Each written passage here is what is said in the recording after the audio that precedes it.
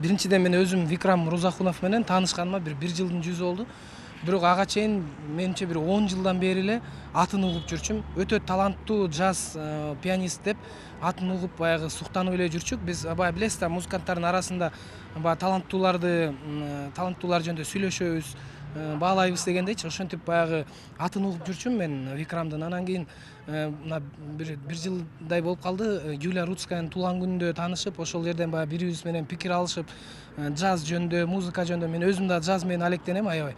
Анан кийин ушу музыка жөнүндө пикир алышып, баягы мен ага өзүм баягы болгон сыйымды айтып, ал мага өзүнүн сыйын айтып, эми жакшы сөздөр менен кеп кылганбыз.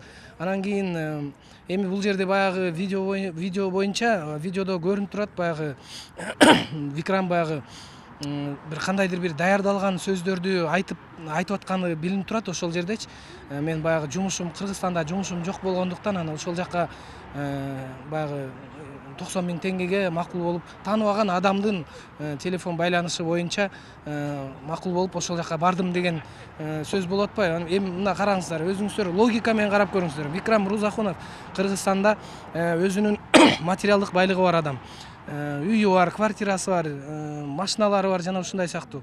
Ал ар бир жума сайын, ишемби күн сайын Алматыга барып, ошол ресторандарда пианист катары, музыкант катары баягы выступать этип, баягы ойноп, пианино ойноп, жакшы акча табып жүргөн. Ошол акчанын баардыгын эми көпчүлүгүн менимче биздеги концерттерде жана Казакстандагы концерттерде табып жүргөн адам да. Анан ошондой, тем более музыкант адам, ошондой бир тобокелге, болбогон бир 90 000 теңге үчүн тобокелге өзүнүн өмүрүн түртөт беле? Бул мына логикага жатпаган иш болуп атат да. Анын үстүнө видеодо көрүнүп турат, бир кандайдыр бир ур токмоктун бир артынанбы, ушундай бир коркутуулардын артынан ошол бир баягы өзү кылбаган ишти мойнуна алып, ошол жерде айтылып атканы видеодо деле билинип турат. Биз ошон үчүн бул жерге чогулуп атканыбыздын себеби ошо биздин бийлик өкүлдөрүнөн биз өтүнүп атабыз.